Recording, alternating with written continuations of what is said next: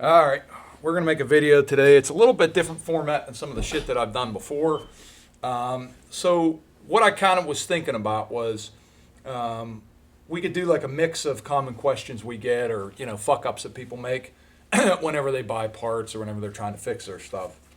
Then we can have it interspersed with a little bit of information in regards to some saws and some common problems we see with some of the Husky saws, fucked up Husky shit that you see.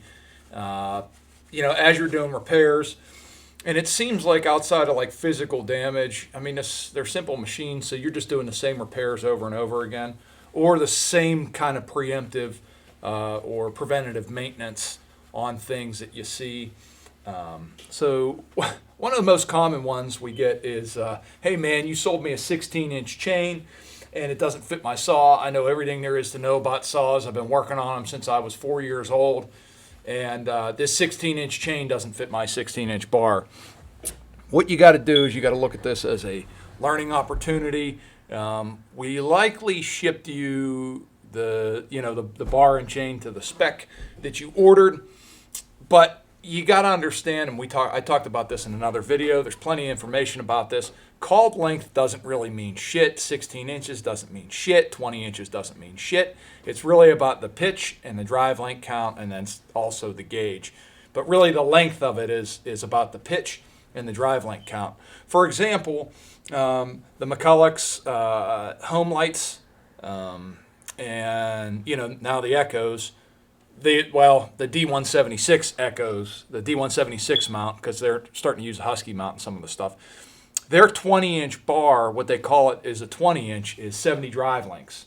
Now, Husqvarna and Steel, what they call a 20-inch is 72 drive lengths. The 84 drive length chain for Husky and for Steel, Husky calls it a 24-inch, Steel calls it a 25-inch.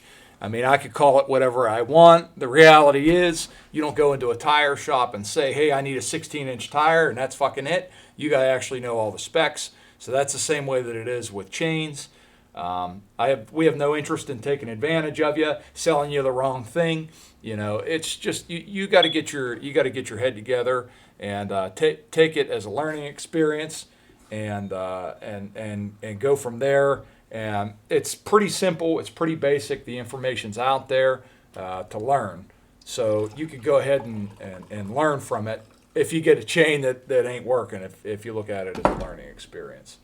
Here we go. Here's the man right there. That's the real Duke. I'm just a 2-bit fake Duke. Yeah, I'm a stand-in Duke. There's the real one there. All right, so anyways. One of the common problems that we see, and one of the things I see a lot of repair work on, is these 55s.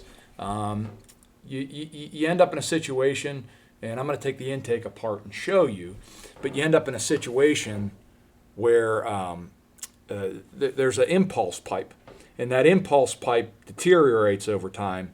It starts to leak air, and then you get into a lean condition. And then what happens is people go in there thinking it's the carburetor, and it compounds the issue even more. And I'll show you what I mean about the intake. I started recently buying these screwdrivers, these Vessel screwdrivers, and they're pretty nice. They're a Japanese screwdriver, I think. But nice tools make all the difference in the world. Okay.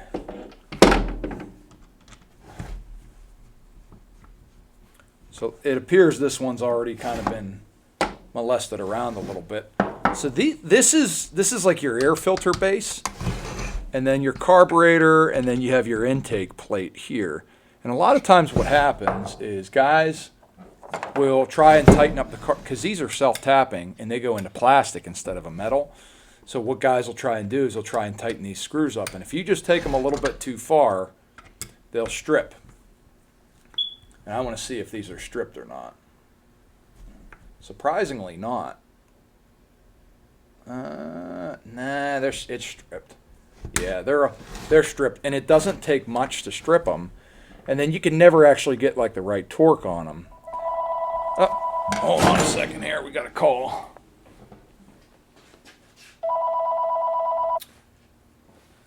So what happens is that nylon strips, and then you can't get the proper torque on it, and then it'll create an air leak in and of itself.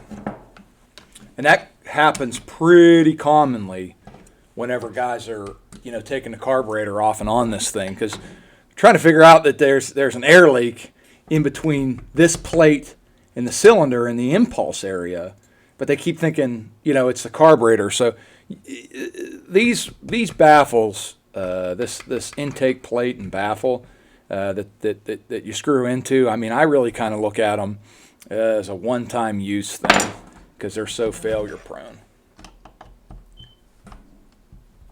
Because they're so easily stripped, and once you strip them, yeah, it ain't for shit.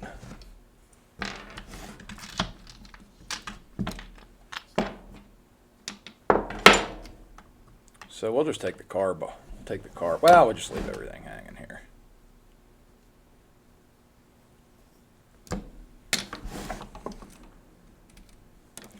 So this here's your intake plate right here, and you can see, we're stripped.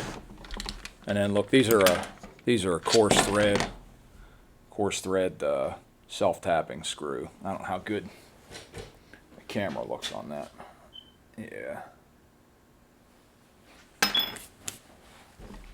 So what I'm going to do is I'll take this intake plate off, and well, maybe we'll just pull the cylinder like how I do it whenever,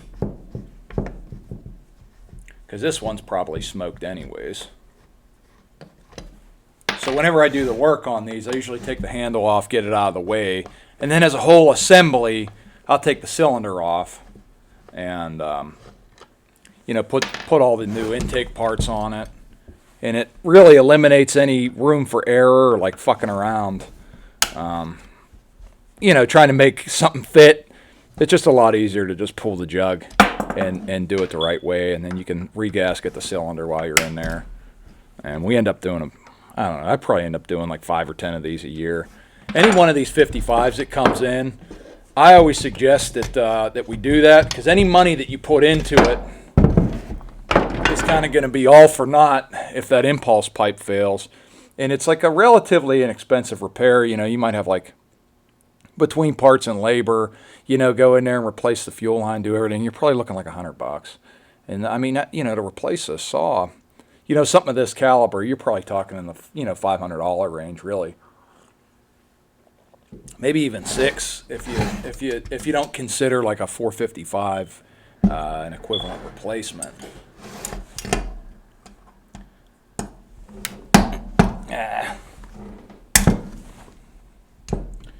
I should have loosened this all up beforehand.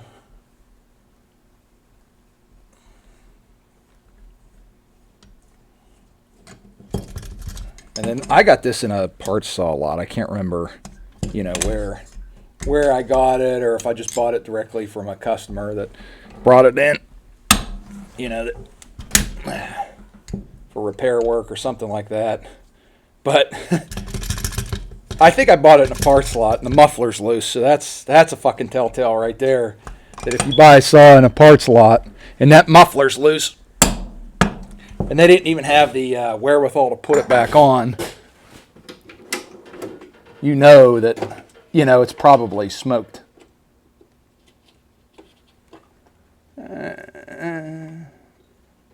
Just grabbing a better 4, and then I got to get something to clean them heads out with.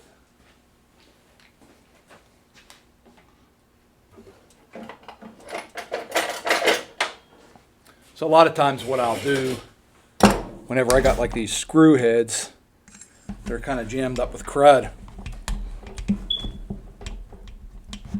I usually use compressed air too, but I'll just take a pick like this one and stick it down in there and just kind of push it around in that head and clean all the crud out. And then, yep, see, she come right loose.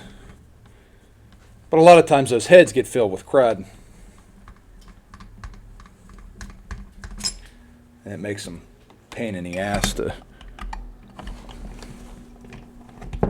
Let's see here.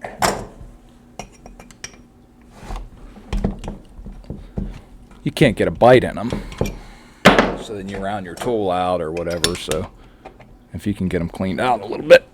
A little bit more bite on it, you can bust them loose. And then I use this T-handle for stuff that's a little bit tighter. That smaller one, you can't get the same amount of torque on it. So that's all you got to do to pull the jug off of this thing, and then take this muffler bolt off. Holds it to the case. Well, this one, the bracket's busted on it. So that's basically all you got to do to loosen up the jug, is take the carburetor off and that plate. And there's usually a screw right here and then one right here, but this one's been tampered with. And then your little air duct here.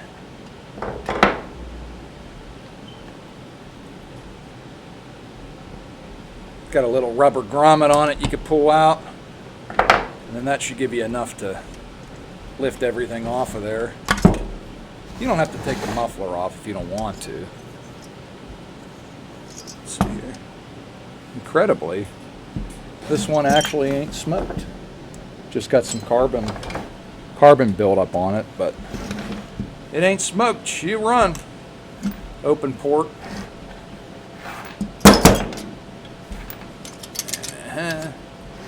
Which is incredible because it has the mufflers loose, so usually that's a telltale sign there. So anyways, now that we got this apart, I'm going to show you. So this is your intake plate. Take this mic here. So this here's your intake plate. This right here. And this nipple is what delivers the impulse to the carburetor from the cylinder. So this is your impulse passage right here. And then this is where it comes out of the cylinder. There we go. Comes out of the cylinder right there. And it's this little rubber thing that makes the seal. So look here, you got this, and look how loose it is on there. You're probably not getting a good seal from the intake boot and this little pipe. And that could cause you to leak air. That's the most common thing with these. So all you got to do to replace this is take the old one out, of course. There you go. Take the old one out, put the new one in, put the intake ring on here, put the plate back on there, and then just set this thing right back down. And then that's pretty much the repair process on this. So that's it for the 55. And we're gonna, which is kind of interesting because this is gonna lead directly into the next thing. I get, like, you see a lot of myths about those 5 series saws. So like the 550, the 562, the well, not the 572 so much. But you see a lot of myths about them. And I don't know if this camera's looking at me or not. You should see my rig. It's the chintziest thing. But a lot of people get the impression that you can fix a 5 series saw simply by plugging it in. And the reality of it is, you know, the diagnostic on that is rudimentary. It's, you know, more cutting edge, like in regards to chainsaws. But I mean, you're talking like, I mean, it's basically analogous to like a mid-80s throttle body setup, like on OBD1. Basically, there's 2 sensors and a solenoid inside that, and then a chip that communicates that the ignition coil and the carburetor, you know, discuss what's going on. But really, all you have is a temperature sensor, a throttle position sensor, and then an electronically controlled fuel solenoid. So it's not really a complicated system, and there's like a lot of fear around it too. And I always tell people, like, would you go rip all the fuel injection shit off of your truck and put a carburetor on it? And the answer is no. And they've pretty much got the auto-tune to where it's in pretty good shape, it's pretty reliable. And you don't need, you know, it doesn't really cause any issues. And the typical issues caused by it are the same things that plagues regular carburetors anyways. So I don't think there's a whole lot of, maybe in the earlier days with it, but I don't think now that there's a whole lot of merit behind being, you know, afraid or concerned about, well, you have to plug it in. My dad's got a buddy, he was a GM mechanic for years, and, you know, he worked all the way on up, I think probably from the 70s all the way up till, you know, more recently. And I remember asking him the one time, I said, what do you think about these new cars in comparison to the old cars? And he said, you know what, Chris, they're all just nuts and bolts the same way. It's just the way they go together is a little bit different. And that's the same way it is with these saws, you know. A lot of the older saws had their drawbacks too. And, you know, the more modern saws are simple, they're elegant, all the fasteners are, you know, the same, they have the same heads, you know, and they're simple the way that they go together, you know. I mean, like I took and what we're going to get into is about that 562. Like, you take that thing apart, and like it looks scary if you haven't messed with them before, because I remember I was kind of scared when I first worked on them. But there's really not a whole lot to them, and they're similar concepts that you know that you don't need to be afraid of, because it's all stuff that you've seen before. It's just a little bit different, look. But then the other thing I want to talk about is the onboard diagnostics for that. You know, if you have a fucking mechanical failure on one of those, plugging it in ain't gonna tell you that, you know, you have a bad bearing, and B, plugging it in ain't gonna fix it. So those are two myths right there. That plugging it in will tell you what's wrong with it, because it won't, and that plugging it in and resetting it will somehow magically fix bad bearings, bad crank seals, so on and so forth. And it just simply will not. It just will not, and it's a myth. And you know, a lot of guys think, well, hey, can you reset the carburetor? And you know, they've got other underlying issues that plague all saws, you know, irrelevant if they're auto-tune or not. So what I'm going to do, I'm going to get this 55 packed up, and then we're going to take a look at this 562 that come in this past week that I ended up just taking a trade-in on it, because I felt like redoing the bottom end. Never actually redone the bottom end on one of those. You know, Husqvarna offers like the short block, and they're good for guys that want to do it themselves, but they're usually kind of not worth it by the amount of, you know, time and labor that you get involved in something. You know, it just depends.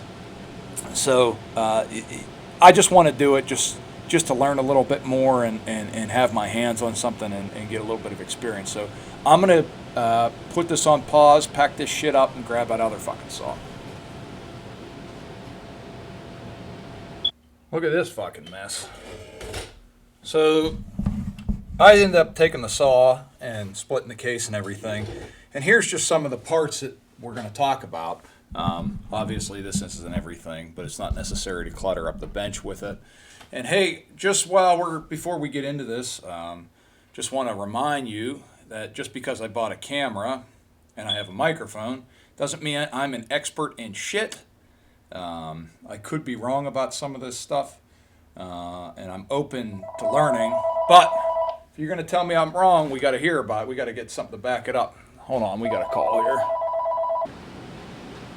So these 562s are kind of plagued with bottom end issues, and Husqvarna has updated them to fix the bearing issues. But anything that's like pre-2020 still kind of had it going on. Did you have something you wanted to ask me? No. Oh. Okay. But this is a 2018 model. Guy brought it in, offered it in trade. I just wanted to get one in and fix it up. Typically, anytime I get one of these in, I pretty much have the assumption that the bottom end is bad or failing if it's not a 2020 model. They updated in 2020 they updated the air filtration, and they offer an updated kit for it. And then also they changed the crankcase bearings, and I think the PTO side bearing, and also the crankcase itself, they offer an updated kit. But one of the problems with these, one of the major flaws, is the air filtration system. There's no real good seal here between the interface of the air filter and the intake horn, plenum, whatever you want to call it. So what happens is, if you're cutting with a dull chain, you're already creating like some extra heat because you're cutting with the dull chain, and then you're also producing a lot of fines. And what happens is these fines, fine particles slip through the air filter and they get into the bottom end. So now you've got, a situation where this thing is getting hot or hotter than usual, and then it's also getting some particulate matter in the bottom end, and it'll cause the bearings to go. Another problem that was common on these, there was a service bulletin about it. I'm not sure what models it affected, but the bearing comes from the factory with the seal already pressed into it, and there were some issues with the seals being installed improperly, and then it eating the garter spring, which was missing on the seal when we pulled it, and then it goes into the bearing, eats the cage up, and then because the cage is plastic, and then you just have the loose balls floating around in there, and that's going to be no good for the situation. So whenever you pull this off the actual seal, you can see there's, and even though this is where I grabbed it with the screwdriver to pull it out, the seal was actually physically damaged right in that spot there. So here you can see loose balls, and no amount of plugging it in is going to fix the loose balls. Luckily it didn't really score the piston and cylinder, so there's a little bit of transfer here, but we can just get that cleaned up. And then here's the big scary carburetor that's got all those crazy computer electronic government controlling our life inside of it. That's it. That's all there is to it. And the clutch, if you look at the clutch, it's like a little bit blue. This guy was running it with that bad bearing. Springs aren't in great shape.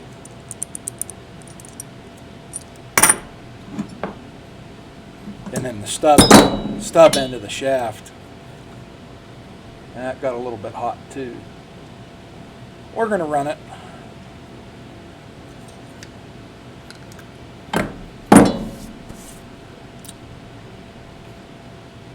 And there's also some updates over the years and some level of fuckery that I'm not quite well versed on. With the, I think there's a seal protector for the flywheel side seal and a updated seal kit for these, but I don't know if it applies to the more modern ones, the updated crankcase, or not. I have to do a little bit more research and learning on that one. And then there's also something going on with the oil pumps, the worm gears, and then the sprocket drive on these too, but that's for another time. But I think they updated it at some point in time.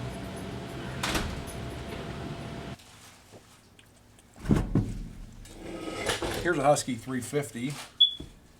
These 350s, the 345s, 357s, 359s, a bunch of them came, they had this plastic intake clamp on them that pretty failure prone. And what it would do is, it fatigues over time, and it creates an air leak. I'm trying to see if I could pull it off without pulling the cylinder so we could look at it. Well, if you look here, right in here, this is a plastic clip, and it just fatigues over time. The plastic gets old, and it's supposed to clamp around the intake boot and seal it up around the cylinder. And I'll take the I'm going to take this. Many a blown up 350 is because of this, including this one. I'm going to take the cylinder off here. I'm going to pause it for a second. I'll take the cylinder off. I'm going to show you how loose that intake is on there, and then we'll take a look at the fix for it. So this intake here is like the same failure mode as the 55. It's not a matter of if, it's a matter of when. If I get any of these 350s in like this, typically we're going to recommend that we replace that intake clamp. And they're pretty easy to do. You can take the carburetor off, and you can just lift the whole, take the cylinder bolts out and disconnect the handle, take the handle off, and then you can just lift the cylinder off. And this one's already smoked. It's just a part saw. I'm using it as an example. If you look here, here's that plastic clip. And look how easily the comes off and on. So obviously there's going to be some air suck there. It's like what a lot of guys will do, and I'm going to advise against this. What a lot of guys will do is they'll take this clip, they'll cut this shit off of here like this with a pair of side cutters. Okay, and then they'll cut this off right here. And they'll just put a like a regular clamp or a hose clamp or something on there. But I mean, like, why not just, so like the updated Husky parts, because it's a metal clamp. And then this is actually kind of engineered for this clamp. So this setup is like $10-12 or something like that. Just do it right, man. Like, don't cut that and put a hose clamp on it. It could work good, but like, you're betting the whole farm on it. You're betting the whole farm. Whether the saw is reliable and it doesn't blow up or not on it. So just like pony up and spend the extra $3 and get the real engineered setup that works. It's guaranteed to work for a long time instead of just trying to make do with whatever you got floating around in your toolbox. And then, that's really it with these 350s. I mean, the other thing is the muffler. I'm not getting into the muffler job today. We're just kind of talking about the intake woes and the that the saws have, and then some of the failure modes. So that's it.